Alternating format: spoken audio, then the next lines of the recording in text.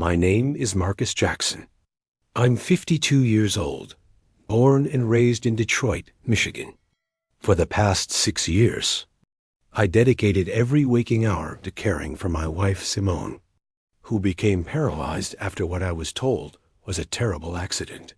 Everything shattered 3 days ago when I rushed her to the emergency room with a respiratory infection.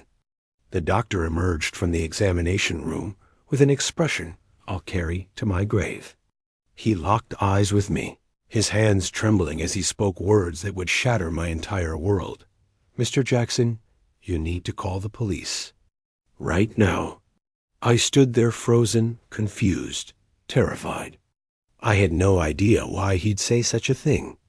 But within hours, I would uncover a truth so devastating it would rip apart everything I thought I knew about my life, my family, and the woman I'd sacrificed everything for.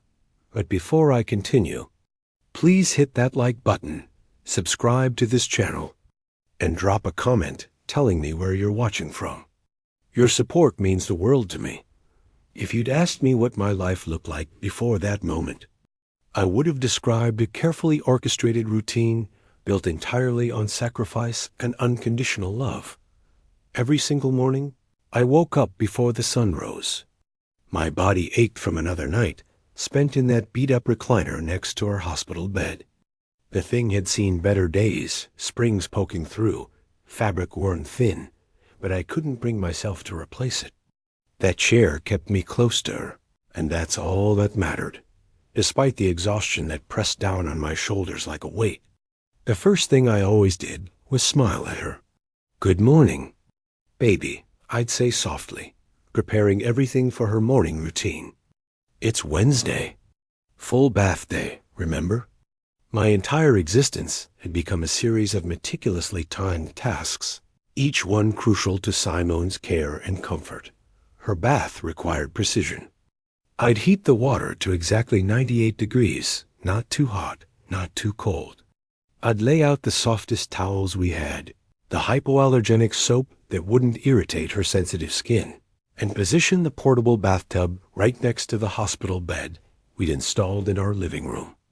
Everything had to be perfectly arranged before I could even begin. "Let's get you out of these pajamas, sweetheart," I'd whisper gently. With the practiced care I'd developed over thousands of mornings, I'd carefully slide the fabric away from her motionless body. Simone had been a choreographer before the accident, a woman who lived and breathed movement, her whole life dedicated to dance and expression. Now she was reduced to this cruel stillness, this prison of her own body. According to what everyone told me, an 18-wheeler ran a red light while she was crossing Jefferson Avenue. I was away on a business trip in Chicago at the time, working a restoration contract for a historic brownstone. I was a vintage restoration contractor, specializing in bringing old buildings back to life. The irony wasn't lost on me. I could restore century-old buildings. But I couldn't restore my wife. I never forgave myself for not being there that day. Maybe if I'd been home, I could have driven her. Maybe she would have crossed at a different time. Maybe everything would be different. I held her with practiced gentleness as I moved her, just as the nurse had taught me during those first few weeks. Over time, though, I learned to do absolutely everything on my own. How to transfer her without causing pain, how to support her neck properly, how to maintain her dignity while bathing her, feeding her, and caring for her most intimate needs. "You know what day it is today?" I asked as I gently ran the sponge across her back, supporting her weight with my other arm. "It's our 28th wedding anniversary, baby. Do you remember our wedding day? You wore your grandmother's pearls." I would talk to her during the bath. The doctors insisted that even though she couldn't respond verbally, she could hear everything. They'd taught us a simple communication system. 1 blink meant yes, 2 blinks meant no. It was our only way of connecting, our private language in this nightmare. That particular morning, as I finished drying her off and reached for her clean clothes, my phone rang. It was Kenya, Simone's younger sister. Morning, Marcus. How's my sister doing today? We're in the middle of her bath right now, I replied, cradling the phone between my shoulder and ear while I carefully dressed Simone. Everything's normal. Same as always. Good, good, good. Listen, I'm coming by this afternoon. I need to discuss something important with you. About what? I asked, my hands busy fastening the buttons on Simone's soft cotton shirt. I'd rather tell you face to face. It's about Mama and Daddy's old house, the property stuff. All right. We'll be here. When I hung up, I noticed something in Simone's eyes. A tension, a flash of something I couldn't quite identify. It unsettled me. You in pain, baby? I asked gently, searching her face. Blink once for yes, twice for no. 2 slow, deliberate blinks. No physical pain, but something was definitely bothering her. I could sense it after all these years together. Kenya's stopping by later. I know you'll be happy to see your sister. The moment I mentioned Kenya's name, I could have sworn I saw fear flicker in Simone's eyes. But I dismissed it as my imagination playing tricks on me after so many years of sleep deprivation and caregiving. My mind sometimes imagined things that weren't there, while I fed her breakfast grits with butter and honey, fresh orange juice. Everything blended to the right consistency per doctor's orders. Someone knocked hard on the front door. Who is it? I called out from the living room, wiping a bit of food from Simone's chin. It's Darnell, Simone's cousin. Open up, Marcus. We need to talk. Darnell, the cousin who always showed up at the worst possible times with business schemes that never benefited anyone except himself. He wore expensive suits and drove a Mercedes. But something about him always felt slippery, untrustworthy. Give me a minute, I replied with barely concealed frustration. I gently wiped Simone's mouth and whispered that I'd be right back. When I opened the door, Darnell walked in without waiting for an invitation. Dressed impeccably as always in a tailored suit that probably cost more than my monthly budget for Simone's care. Marcus, man, you look terrible. No offense, but when's the last time you slept a full night? We need to talk, privately. Simone's eating breakfast. Say what you need to say quickly. He leaned in, lowering his voice to just above a whisper. I'm here about Uncle Robert's inheritance. The trust fund he left for Simone. What about it? I asked, immediately on guard. Look, Marcus, I see what you're doing every single day. You're wasting your life, brother. That money, $3 million just sitting there, it could be put to better use. It is being used exactly how Uncle Robert intended. For Simone's medical care. Yeah, but there are experimental treatments overseas, cutting-edge facilities in Europe and Asia. I cut him off immediately. There is no we could, Darnell. That money's for Simone, and I decide how it's used based on what her doctors recommend. Not you. You're being stubborn and short-sighted, he insisted, his smile tight and artificial. Think about it. With a portion of that trust, we could invest in a specialized rehabilitation clinic. I'd manage it, of course. Simone would get the absolute best care available, and you could finally rest. I stared at him, keeping my anger in check. A clinic that you would manage. How convenient for you. It's a legitimate business opportunity, Marcus. For both of us. The answer is no. Now, if you'll excuse me, my wife is waiting to finish her breakfast. Darnell's jaw clenched, but he maintained that fake smile. This conversation isn't over. I'll be back with documentation, with attorneys if necessary. You think you're the only one who cares about Simone? You're being selfish. Goodbye, Darnell. After I finally got him out the door, I returned to Simone. Her eyes were wide open, and this time there was no mistaking it. That was pure fear I saw there. Don't worry, baby, I said softly, taking her hand. Nobody's making any decisions about your care, except us. I promise you that. The rest of the morning passed in our familiar routine. Physical therapy exercises, moving her legs and arms to prevent muscle atrophy, reading to her from the novel we'd been working through, playing the gospel music she'd always loved, the songs we used to listen to together at Sunday service back when our lives were normal. At noon, while I was preparing lunch, my phone rang again. This time it was Vanessa, my younger sister. "Marcus, how you holding up?" "Tired, like always." "What's going on with you?" "Worry about my big brother, like always," she replied. Her voice carried that particular tone she used when she was about to suggest something I wouldn't like. "Have you heard anything new about Aliyah?" My chest tightened at the mention of my other sister. Aliyah had disappeared 2 years ago, without a trace. Just vanished. The police investigated for months, but found absolutely nothing. No evidence of foul play, no financial trail, no digital footprint.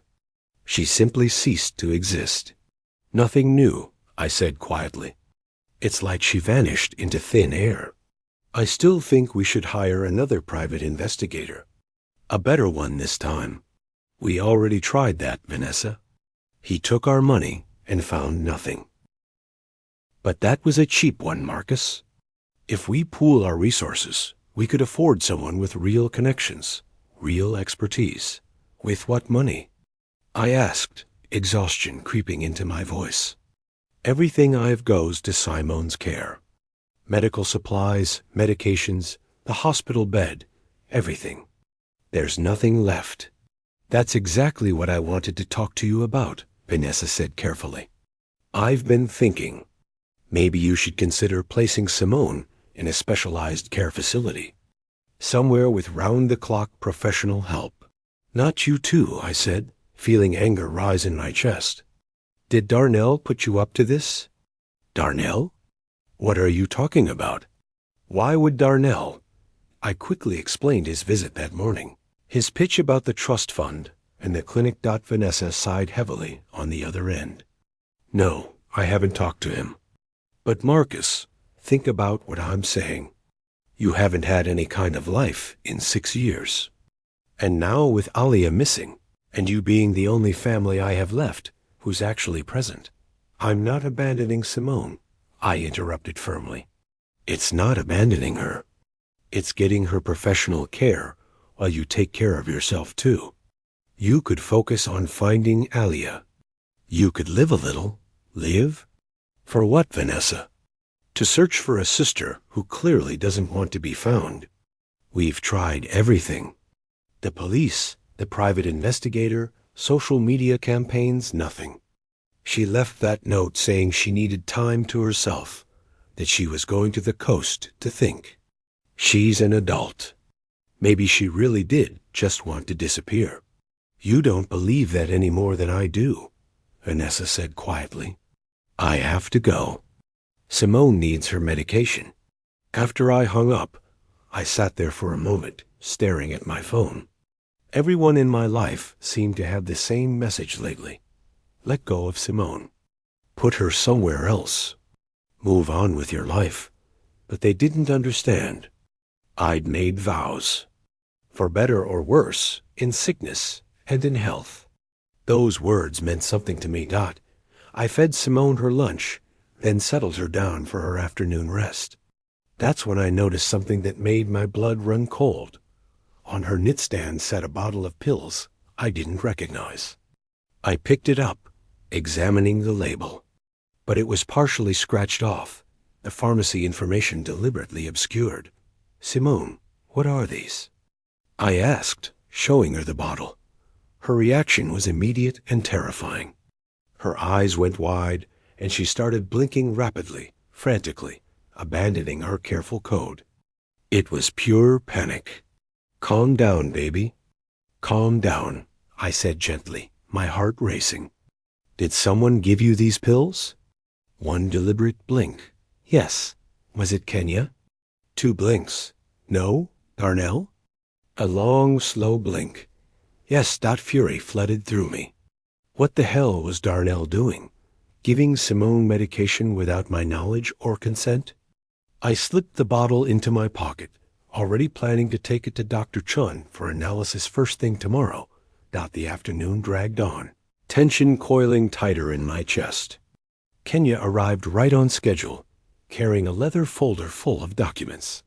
"Hey, Marcus," she greeted me with a kiss on the cheek that felt colder than usual. "Kenya," I replied, my tone neutral. She went over to Simone and took her hand. "Hey, sis. You're looking good today. Your skin is glowing." For the second time that day, I noticed something wrong with their interaction. Simone didn't show her usual warmth when seeing her sister.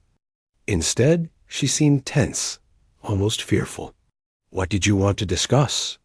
I asked Kenya, gesturing toward the kitchen table. "It's about Mama and Daddy's house," she said, settling into a chair and spreading papers across the table. "You know, it's in both Simone's name and mine. Given the circumstances, I think we should sell it." "Sell it?" I couldn't hide my shock. "But that house has been in your family for 3 generations. Your parents left it to you both because they wanted it to stay in the family." "Sentiment doesn't pay bills, Marcus," Kenya said with a coldness that chilled me. "And besides, the money from the sale would be substantial. We could use it for better treatment options for Simone. Maybe that European clinic Darnell was telling me about." So she had talked to Darnell. They were coordinating. "Simone would never want to sell that house," I said firmly. "Simone can't make that decision right now," Kenya replied, her voice ice cold. "You have medical power of attorney, yes. But for estate matters, I'm a co-owner. We'd need to work together on this. I'd have to consult with an attorney before I sign anything." "I already did," Kenya said smoothly, pushing documents across the table toward me. "These are the preliminary papers for the sale. I just need your signature as Simone's legal representative to get the process started. I have a buyer who's offering an exceptional price, but the offer expires at the end of the month." I looked at the papers without touching them. Something felt profoundly wrong. First, Darnell showing up out of nowhere, suddenly interested in the trust fund. Now Kenya urgently wanting to sell the family home. "I'm sorry, Kenya, but I'm not signing anything today. I need time to review this carefully and get my own legal advice." Her face transformed for just a fraction of a second. I saw something I'd never seen in her before, a flash of pure rage, almost predatory. But she quickly smoothed it over with a tight smile. "Fine, but think carefully, Marcus. This money would benefit everyone. Simone would get better care, and you wouldn't have to carry this burden alone anymore." Before leaving, Kenya approached Simone to say goodbye. She leaned down and whispered something in her sister's ear, something I couldn't hear from where I stood. Simone's expression subtly shifted, her eyes widening almost imperceptibly. When we were alone again, I sat beside her bed. "What did Kenya say to you?" Simone started blinking rapidly, agitated, upset. "Slow down, baby. Take your time. Did she threaten you?" One blink. Yes, my protective instincts kicked into high gear. "Does this have to do with selling the house?" 2 blinks. "No? The trust fund?" 1 blink. Yes, something was happening here. Something dangerous. The mysterious pills from Darnell. Kenya's urgency about selling the house. The whispered threat. I felt like I was watching pieces of a puzzle float just out of reach, unable to see the full picture. That night, after Simone fell asleep, I went through the documents Kenya had left behind. What I found made my hands shake. Buried among the sale papers was a power of attorney, form with my signature on it, except I'd never signed it. The document authorized Kenya to manage all of Simone's assets, including the trust fund. The date was 3 months ago. Someone had forged my signature. Expertly, with trembling fingers, I grabbed my phone and called Dr. Chun, Simone's primary physician. "I'm sorry to call so late, doctor, but this is urgent. I need Simone examined first thing tomorrow morning. Her condition, I think something's seriously wrong. What are her symptoms, Marcus? I found medication I don't recognize. And there are some very concerning situations involving her family members. I think someone might be... I struggled to say it out loud. I think someone might be drugging her. There was a long pause. Bring her in at 7 a.m. I'll clear my schedule. We'll do a complete workup and analyze whatever medications you found. I barely slept that night. I kept vigil beside Simone's bed, watching her breathe, my mind racing with terrible possibilities. What if the accident 6 years ago hadn't really been an accident? What if Alia's disappearance was somehow connected to all of this? What if every moment of devotion, every sacrifice I'd made, had been part of some twisted scheme I couldn't see? The next morning, I prepared Simone early, explaining gently that we were going to the hospital for a routine checkup.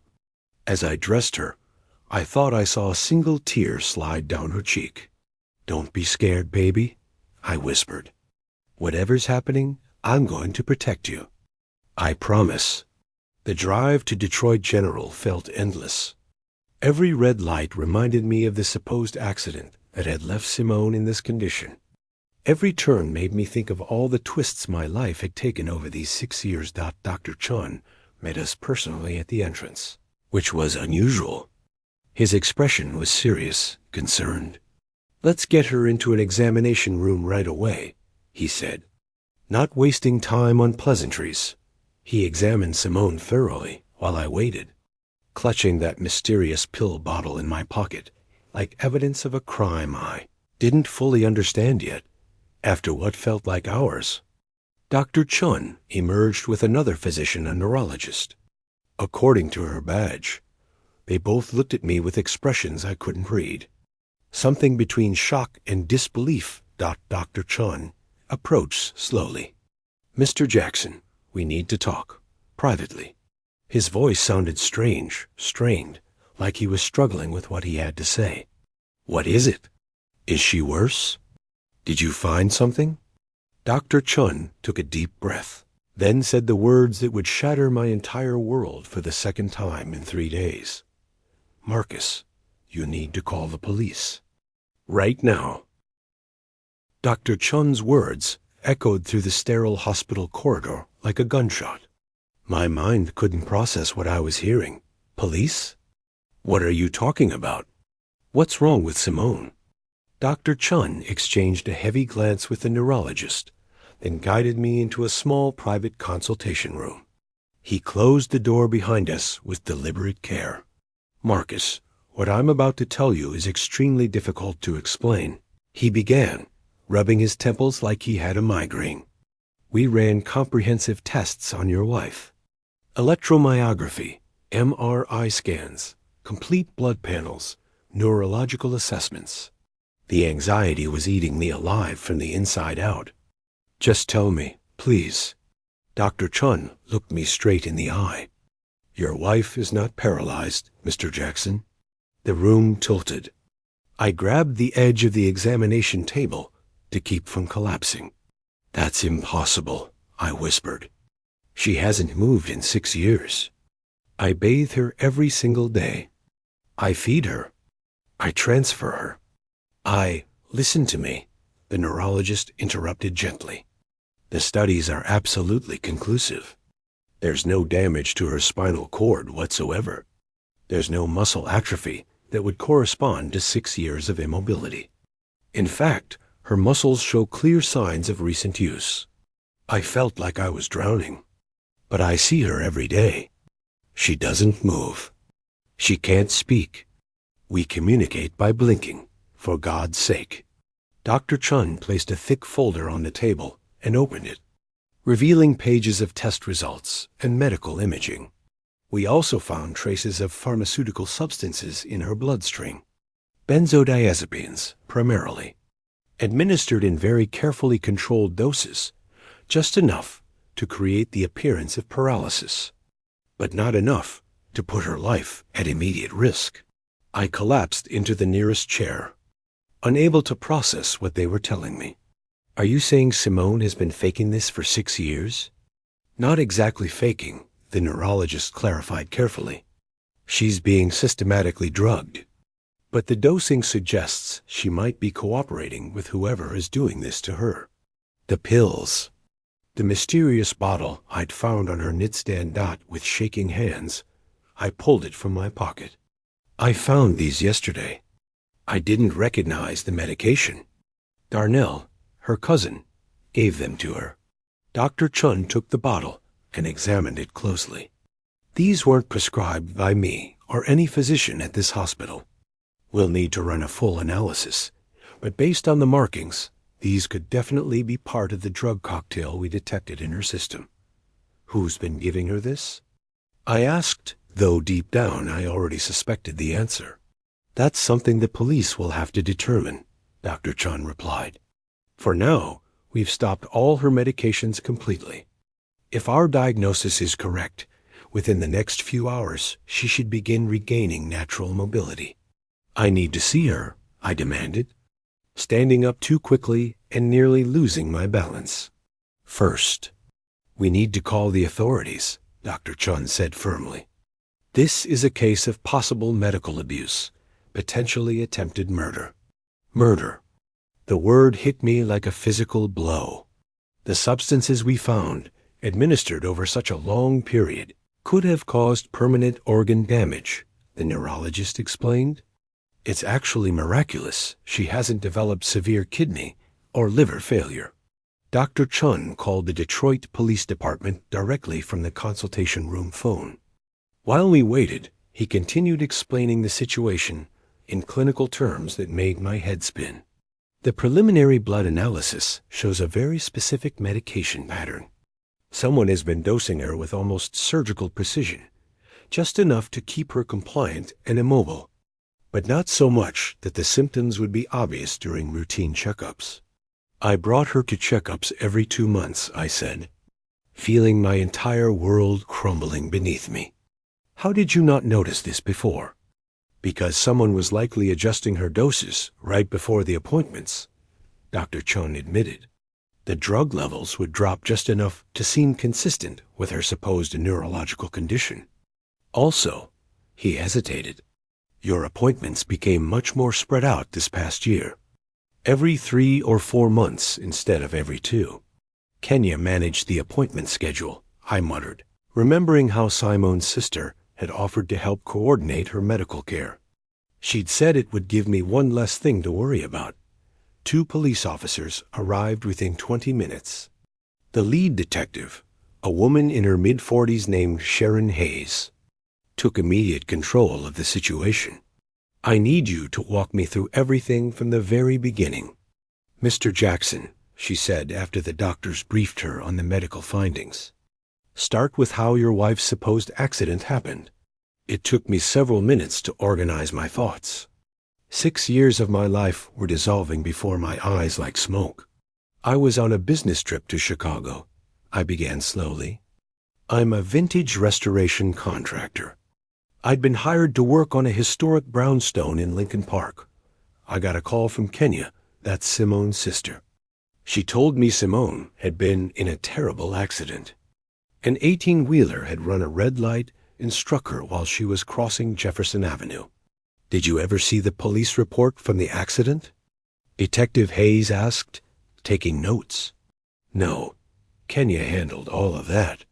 By the time I got back to Detroit, Simone was already unconscious in the ICU. The doctors, not Dr. Chun here, but the physicians who initially treated her, told me she'd suffered severe spinal cord damage. They said she'd never walk again. Do you remember which doctors treated her initially? Dr. Mitchell was the primary neurologist, but I think he left this hospital about 4 years ago. Moved out of state, maybe overseas. Dr. Chun interjected. Dr. Mitchell resigned rather abruptly about 4.5 years ago. Last I heard, he relocated to South America. Detective Hayes made a note of that. Who else was involved in your wife's care over these 6 years? At first, a home health nurse named Lara came 3 times a week.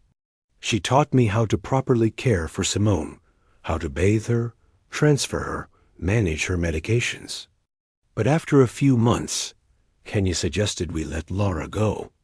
She said it was an unnecessary expense since I'd learned how to do everything myself. I paused, memories flooding back. There was also Darnell, Simone's cousin. He'd show up periodically, supposedly to help or check on her. But he always ended up talking about money. Specifically about the trust fund Uncle Robert left for Simone's medical care. Detective Hayes leaned forward. Tell me about this trust fund. Simone's uncle, Robert Hayes, passed away about a year before her accident. He left her $3 million in a medical trust, specifically designated for her care in case of serious illness or injury. After the accident, as her husband and legal guardian, I had access to that money, but only for legitimate medical expenses. Every withdrawal required both my signature and approval from the estate attorney, Mr. Boris. And the family house that Kenya wanted to sell? It's a historic property in the Boston Edison district. Been in their family since the 1940s. It's worth probably $5, maybe $6 million in today's market. It was left to both Simone and Kenya when their parents passed away about 8 years ago. The detective continued asking questions for nearly an hour. Every answer I gave seemed to reveal new layers of deception I'd been blind to. One final question for now, Detective Hayes said. You mentioned your sister Alia disappeared 2 years ago. Can you give me more details about that? My throat tightened. Alia used to visit us regularly to help with Simone's care. She was good with her, patient. One day, she told me she'd noticed something strange about Kenya's behavior, something about the medications, the way Kenya acted when she thought no one was watching.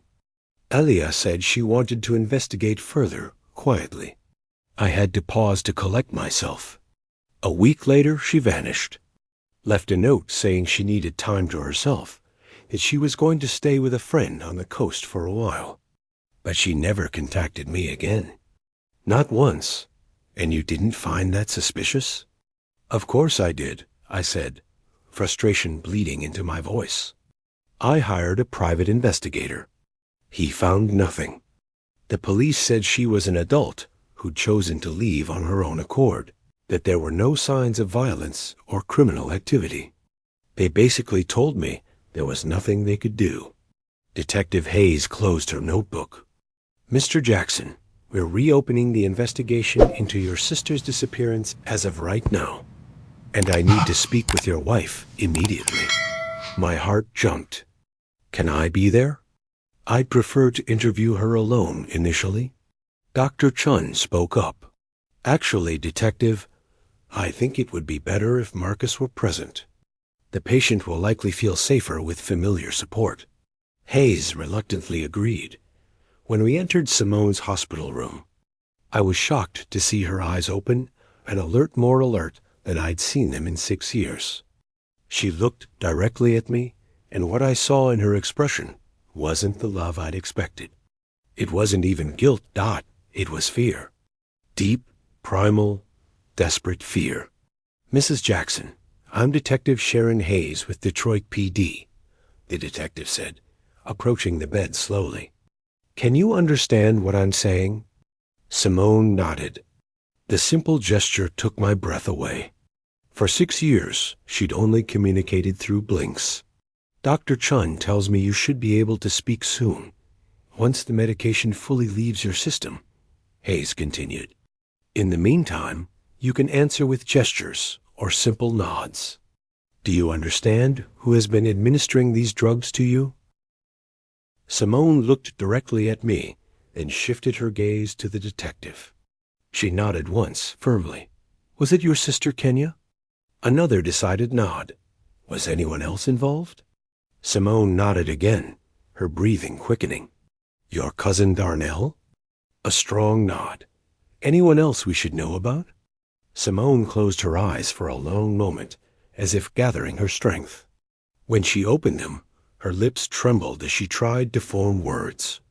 Slowly, painfully, She mouthed a single name silently, but it was perfectly clear. Mitchell. Dr. Mitchell, the neurologist who'd originally diagnosed her paralysis. The one who'd left the country 4 years ago. Detective Hayes checked her watch. I'm posting a patrol officer outside this room immediately, Mrs. Jackson, and I'll need officers to secure your home. Mr. Jackson, to search for evidence. Of course, I replied, still reeling. For now, don't contact anyone in your wife's family. We'll inform them that she's been hospitalized with respiratory complications, but we won't mention what we've discovered. We need them to think everything is still normal while we investigate. After the detective left to coordinate with her team, I found myself alone with Simone. The silence between us felt like it weighed 1,000 pounds. I approached her bed slowly, unsure of what to say or how to even begin processing this new reality. Simone. Why? It was all I could manage. She looked at me with tears filling her eyes. Her lips moved, trying to form words. Finally, with a voice hoarse from years of silence, she whispered one word. Aliyah.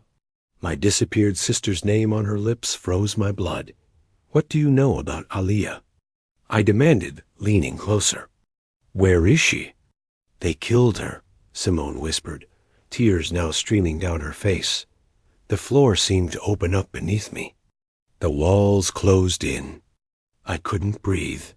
A nurse entered at that moment, interrupting us before I could ask anything else. I need you to step outside for a few minutes, sir, she said professionally. We're going to clean her up and run additional tests. I stumbled out into the hallway like a drunk, leaning against the cold wall, trying to pull air into my lungs. Aliyah was dead. Simone had been faking paralysis for 6 years. My entire life had been built on a foundation of lies, and I still didn't understand why Dr. Chun found me there and handed me a bottle of water. You should go home and rest for a bit, Marcus. Pack some things for both of you. This has been overwhelming. I can't leave her, I protested. What if they try something? We have police stationed here now, and the entire staff is on alert. Go pack some belongings and come back. We'll set up a proper cot for you to stay overnight. I finally agreed. I needed to think, to breathe, to try to make sense of any of this. The drive home felt surreal. The same streets I'd driven that morning with Simone, supposedly paralyzed in the passenger seat, now seemed to belong to a completely different reality. When I arrived at our house, 4 police officers were already waiting outside while they began their search. I went to our bedroom and started mechanically packing. Clothes for Simone, toiletries, the book I'd been reading to her. Anything to keep my hands busy in my mind from completely fracturing Dot in the bedroom we'd shared before the hospital bed took over our living room. I found something odd in my sock drawer. A small brass key I didn't remember seeing before. One of the officers noticed me examining it. Do you know what that opens, Mr. Jackson? I have no idea. I've never seen it before. We looked at it together. It was small, delicate probably for a safety deposit box or a small lockbox. The officer photographed it and placed it in an evidence bag. Mind if we checked your sister-in-law's belongings? Anything she might have left here when visiting? Kenya doesn't live here, but she sometimes used the guest room. Check wherever you need to. In the guest room, they found nothing unusual at first. But then one officer looked under the bed and pulled out a small rolling suitcase. Recognize this? He asked. No, I said, my stomach dropping. I vacuum under that bed regularly. That shouldn't be there. When we opened it, my world shattered for the 3rd time in one day. Inside were documents, an old cell phone, and something that made my knees buckle Aliyah's favorite bracelet. A silver chain with small charms. I'd given her for her 30th birthday. The officer immediately called Detective Hayes to report the discovery. Meanwhile, they powered on the phone. The battery was nearly dead, but it had enough charge to work. In the photo gallery, we found images that would haunt me forever. Alaya, clearly beaten and bruised, tied to a chair in what looked like a basement. And standing next to her, smiling at the camera like they were at a party, were Kenya and Darnell. "Oh God," I whispered, feeling vomit rise in my throat. "Oh my God." The officer gently took the phone from my shaking hands. "This is crucial evidence, Mr. Jackson. I need you to try to stay calm." But calm was impossible. Those images were burned into my brain. "My sister is really dead, isn't she?" I asked, though I already knew the answer. The officer didn't respond. His silence told me everything. When I returned to the hospital near nightfall, Detective Hayes was waiting for me in the corridor outside Simone's room. "We've issued arrest warrants for Kenya and Darnell Dixon," she informed me. "We're also working with Interpol to locate Dr. Mitchell. He's been living in Argentina under an assumed identity. Have you found anything about Alia? Her body?" "Not yet. But the photos are conclusive evidence of kidnapping and assault. We're expanding the search perimeter. Teams are checking properties connected to Darnell and Kenya." "Can I see Simone now?" "Yes, but there's something you should know first." She started speaking more clearly. "What she's told us so far is disturbing." "What do you mean?" "You should hear it directly from her. But be prepared, Marcus. This goes much deeper than we initially thought." I walked into the hospital room with my heart pounding so hard I could hear it in my ears. Simone was sitting up slightly in bed, holding a cup of water with trembling hands. When she saw me, her eyes filled with fresh tears. "Marcus," she whispered, her voice weak but clear. "I'm so sorry. I didn't have a choice." I slowly approached and sat in the chair beside her bed. "Why, Simone? Why 6 years of this? What happened to Alia?" Simone closed her eyes for a moment, gathering her strength. When she opened them, I saw a determination I didn't know she possessed. "It started with Uncle Robert's trust fund," she began. "But it became so much worse. Kenya and Darnell didn't just want the money. They wanted to make all of us disappear." I sat there, trying to absorb her words. The sterile hospital room, with its antiseptic smell and beeping monitors, seemed like an impossible setting for such a confession. Disappear? Why would they want that? Simone took another sip of water. Her hands still shook, but her voice grew steadier. "My parents' house isn't just valuable real estate. There's something hidden there. Documents my father kept before he died." "What kind of documents?" "Proof of Darnell's illegal business dealings. False contracts with city officials, bribes, money laundering involving millions in construction projects. My father was his accountant and discovered everything. He kept copies as insurance, but he died before he could use them." "And Kenya," I said slowly, "your own sister, is involved in all of this?" Simone nodded, tears streaming down her cheeks. "Kenya always resented me.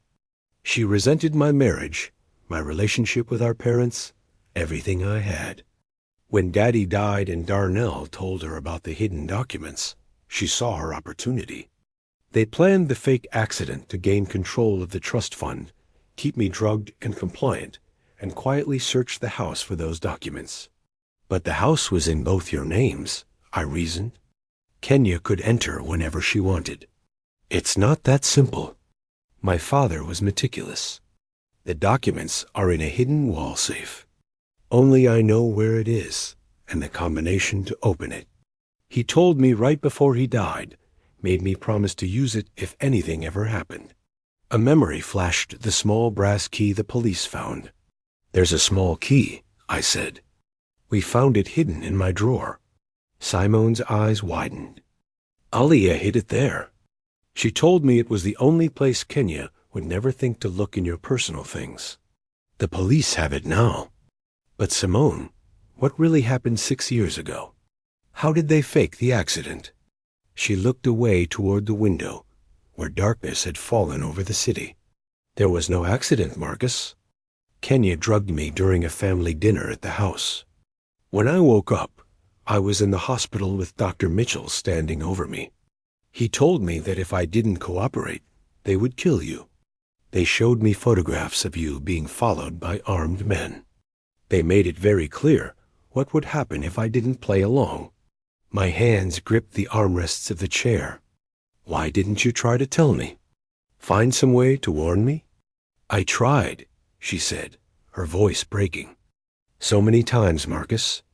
At first, when the nurse was still coming, I tried to communicate through blinks to make patterns you might recognize. But Kenya was always watching, always there. Later, when Alia started visiting more often, I managed to signal that something was wrong.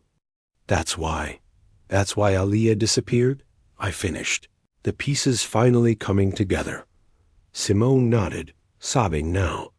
Kenya and Darnell caught her going through my medications one night. They kidnapped her. They showed me photos of her beaten, tied up.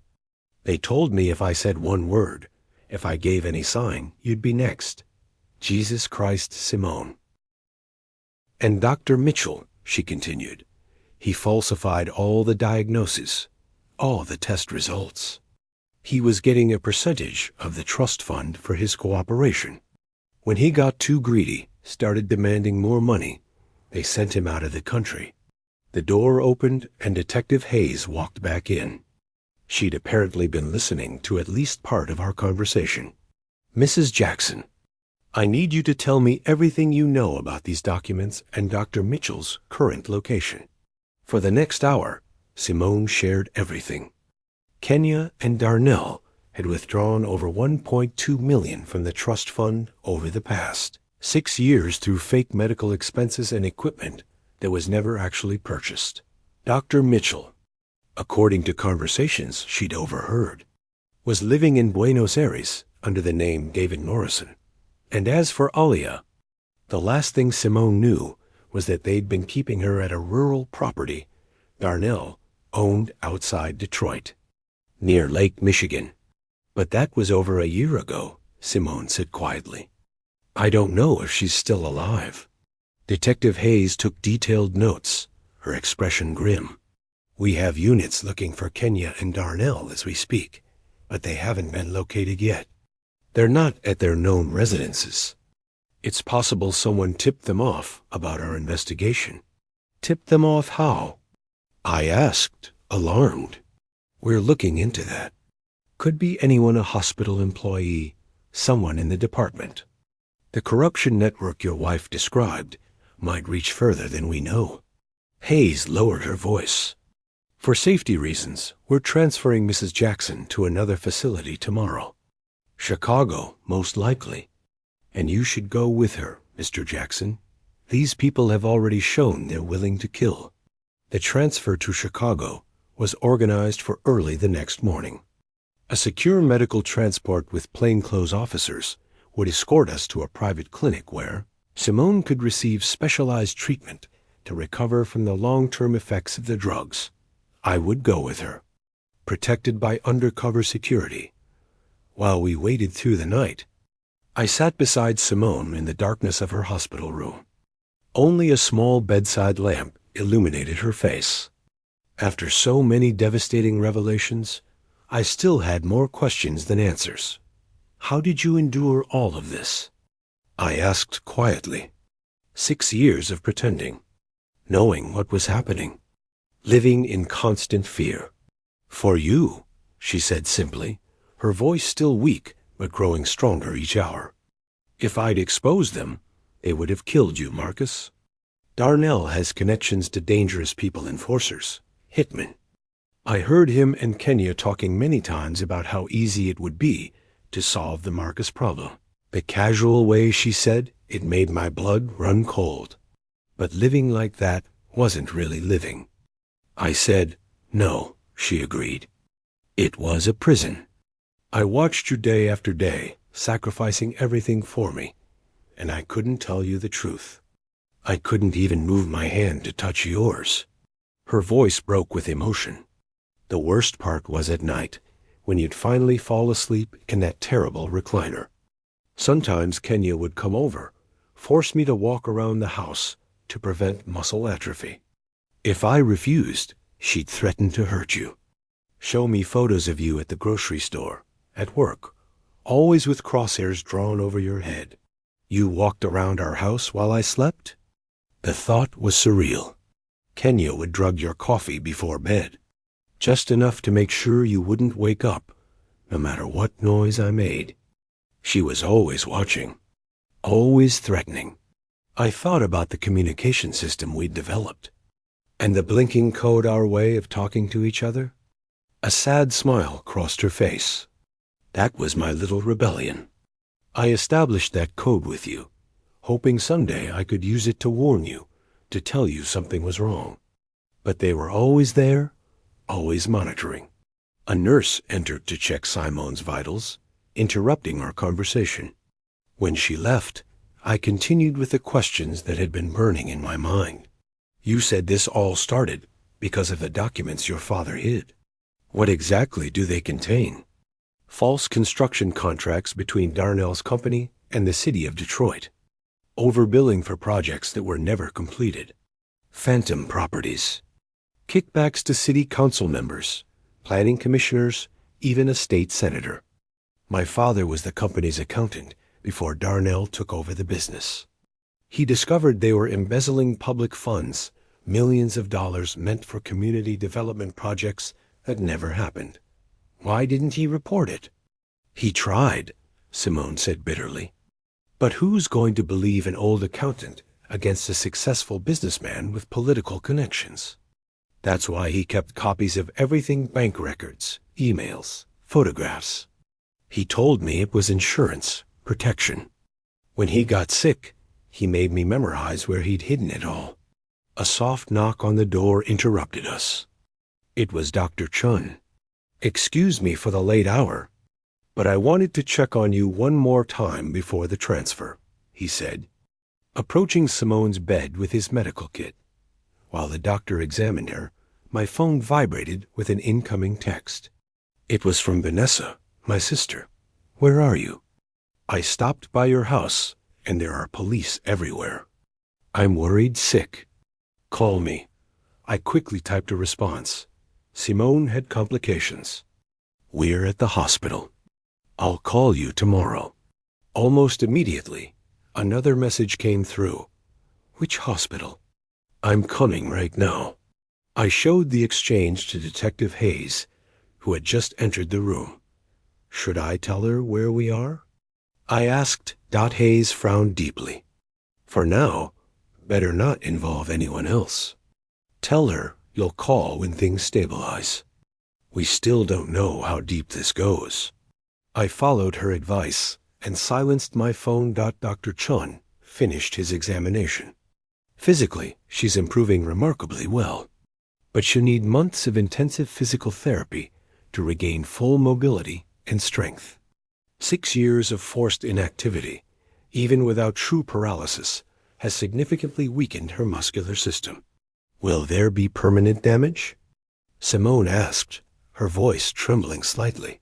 It's difficult to say definitively right now, but with proper treatment and dedication, you should recover most of your functionality. You're strong, Mrs. Jackson. Your body has endured incredible stress.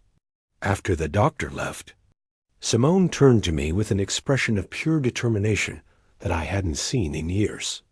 I need you to help me find Alaya, she said firmly. The police are handling that, I replied. They've already sent units to Darnell's property. They won't find her there. They moved her months ago. I overheard Kenya on the phone talking about it. Do you know where they took her? Not exactly, but Kenya mentioned the lake house. Darnell owns a cabin on Lake Michigan, somewhere near South Haven. He never brought me there, but I heard them reference it several times. I immediately relayed this information to Detective Hayes, who made urgent phone calls. When she returned, her expression was tense. We've located the cabin. It's registered under a shell corporation, but we traced it back to Darnell. We're getting a warrant now to enter the property. At 3 in the morning, everything was ready for the transfer. 2 nurses helped Simone into a wheelchair. She still couldn't walk on her own, her muscles too weak from years of enforced stillness. Detective Hayes personally directed the operation. An unmarked police vehicle waited for us at the hospital's service entrance, and 2 plainclothes officers would serve as our escort. The drive to Chicago will take about 4 hours, Hayes informed us. We have a private clinic waiting with trusted medical staff. You'll be safe there? As we moved through the silent hospital corridors, I felt a growing sense of unease. Everything seemed too smooth, too easy. If Kenya and Darnell were as dangerous as everyone said, shouldn't they have tried something by now? My unease turned to full panic when we reached the parking garage and I saw who was standing beside our vehicle. Vanessa, my own sister, Marcus. She exclaimed, rushing toward us. Thank God I found you. What's going on? Detective Hayes quickly stepped between us. Ma'am, this is an active police operation. You need to leave immediately. Police operation? Marcus, what is she talking about? How did you know where we were? I asked, alarm bells ringing in my head. A nurse called me a friend who works here. She said Simone was being transferred, and it looked serious, like an emergency. Which nurse? Detective Hayes demanded. What's her name? Lavra Mendez. She's worked at this hospital for years. A chill ran down my spine. Laura, the same name as the nurse who'd cared for Simone in the beginning. The one Kenya had dismissed. Detective, I started to say. Lavra was, I didn't finish the sentence. The screech of tires filled the parking garage as a black SUV appeared out of nowhere, skidding toward us at high speed. The doors flew open, and 3 armed men jumped out. Get down! One of our officers shouted, drawing his weapon. Everything happened in seconds. Gunshots, shouting, chaos. I threw myself over Simone, shielding her body with mine as the wheelchair toppled over. We crashed to the concrete floor. I felt a sharp, burning pain in my shoulder. Through the chaos and noise, I saw Vanessa, not running for cover like everyone else, but running toward the SUV. One of the attackers helped her climb inside. Vanessa! I screamed in disbelief and betrayal. My own sister looked back at me one final time before the SUV door slammed shut. There was no confusion in her eyes, no fear, just cold determination. The officers fired at the vehicle's tires, but it was already speeding away, disappearing into the night. Detective Hayes crouched beside us. Are either of you hit? I felt wetness spreading across my shoulder. Blood. A bullet had grazed me, tearing through flesh but missing bone. I'm okay, I said through gritted teeth. Simone? I wasn't hit, she whispered, pale but conscious. Your sister appears to be working with them, Hayes said grimly, helping us to our feet. Did you have any suspicion of her involvement? None, I said, my voice hollow. She always seemed like she was on my side. She was the one who kept telling me to take care of myself, to consider putting Simone in a facility. The second officer approached, bleeding from a cut on his forehead. I just confirmed the nurse, Lavra Mendez, hasn't worked at this hospital in over 5 years. She was fired for stealing medications. Detective Hayes swore under her breath. We have a serious security breach. Change of plans. We're not going to Chicago. They quickly led us to a different vehicle, hidden in another section of the parking structure. A paramedic applied a quick bandage to my shoulder wound. Where are we going now? I asked as the car sped away from the hospital. Somewhere they won't expect, Hayes replied. A tactical operations center. And I need you to tell me absolutely everything you know about your sister Vanessa.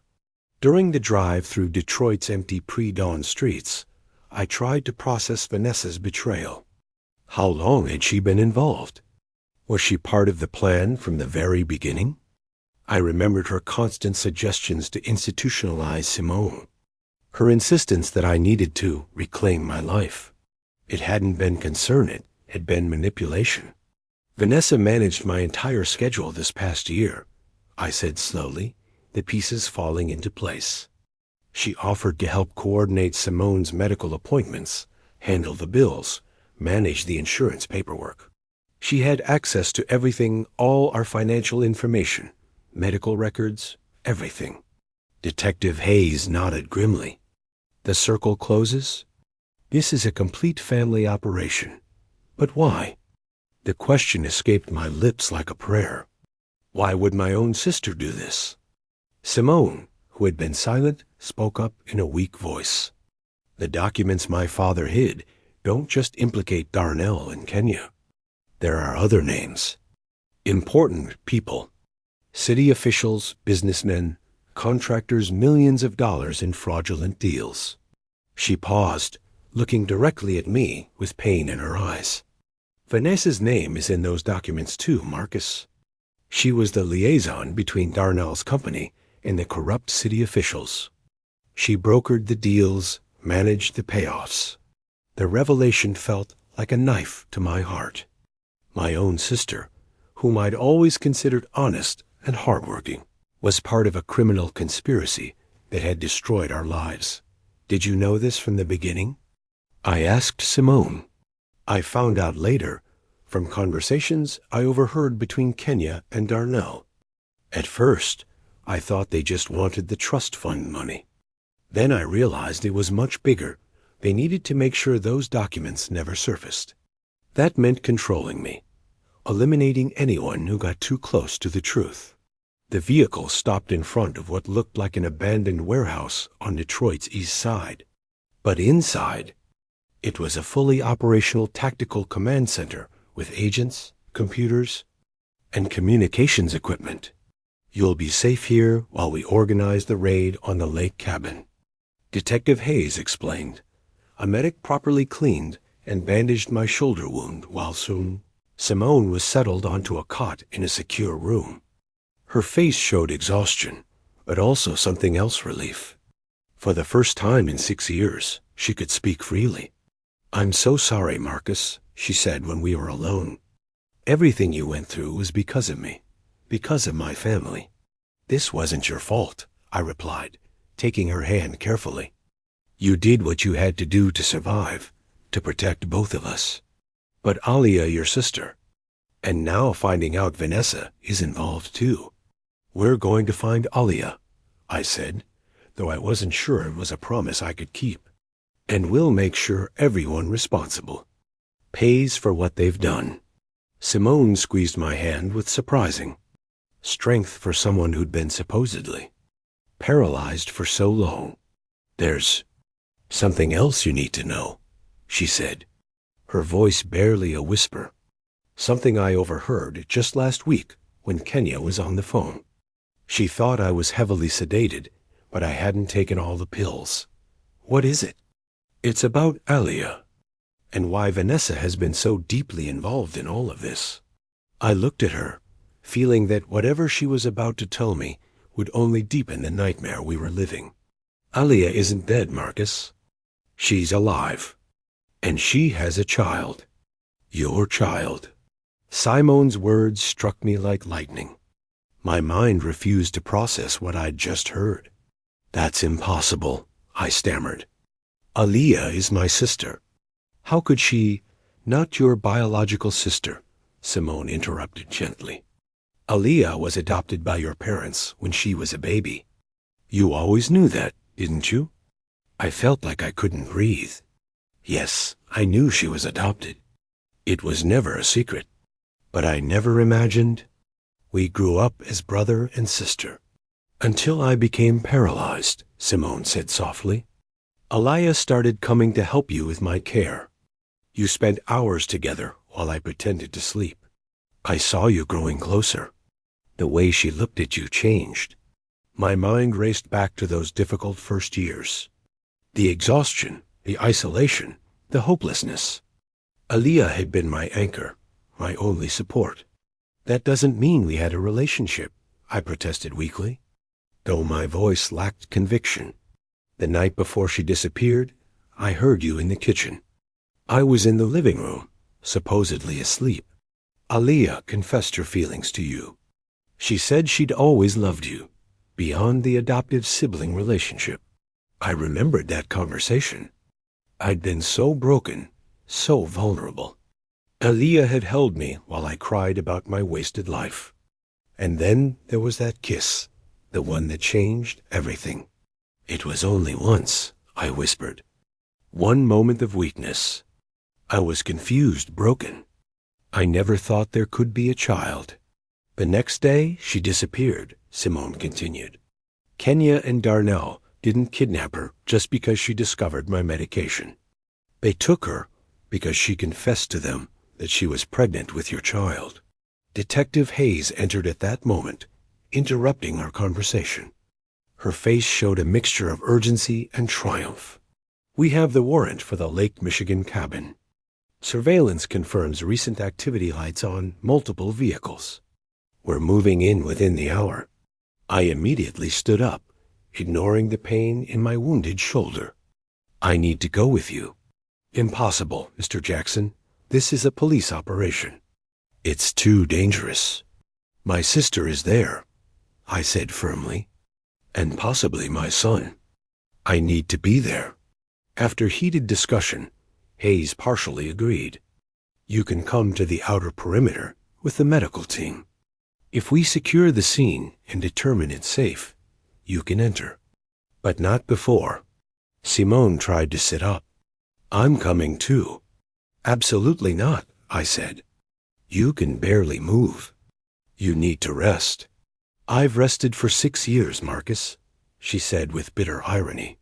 Besides, I know Kenya better than anyone. I know how she thinks, how she'll react.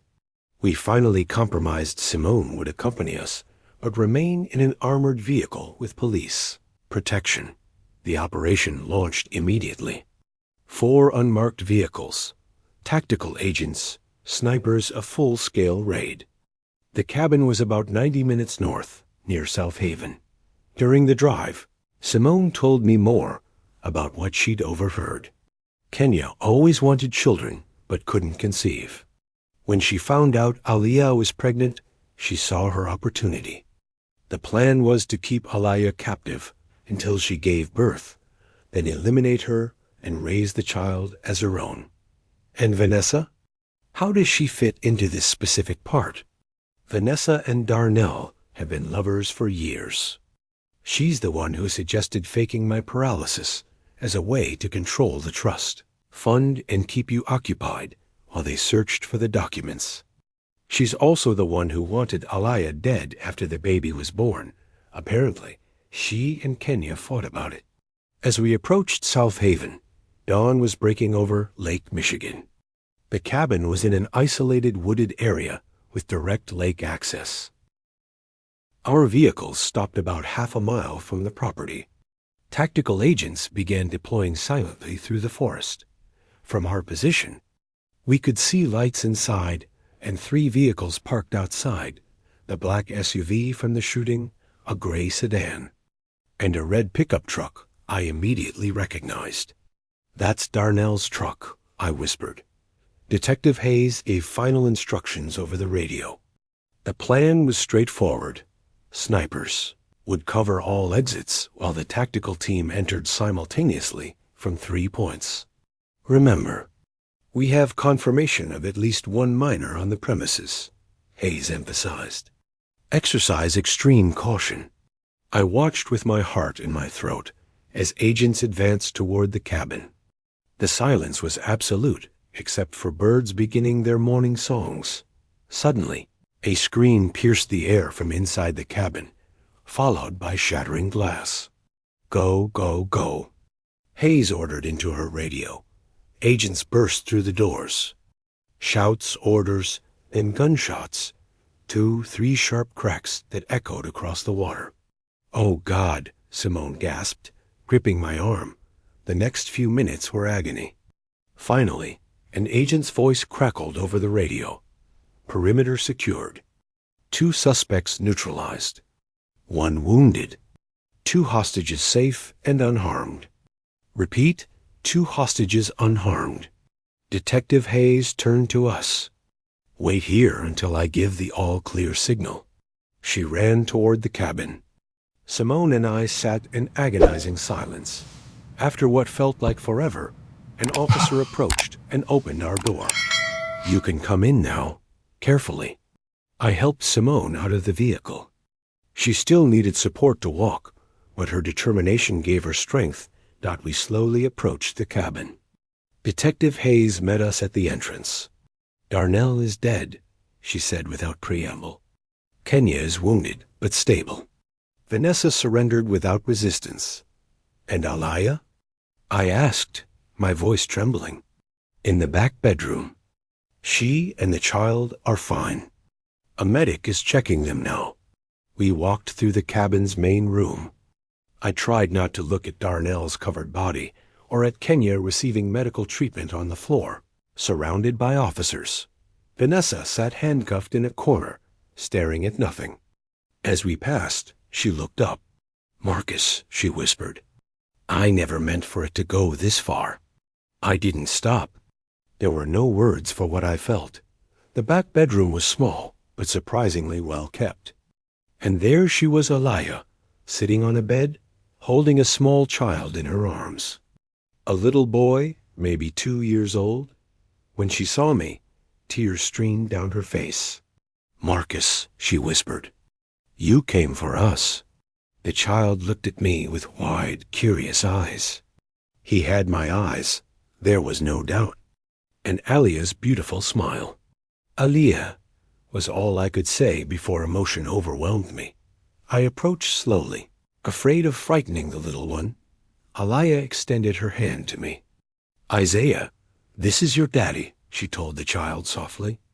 The one I've told you about every single day. The boy studied me with the intense focus only small children possess. Then he smiled shyly. Something inside my chest broke and healed simultaneously.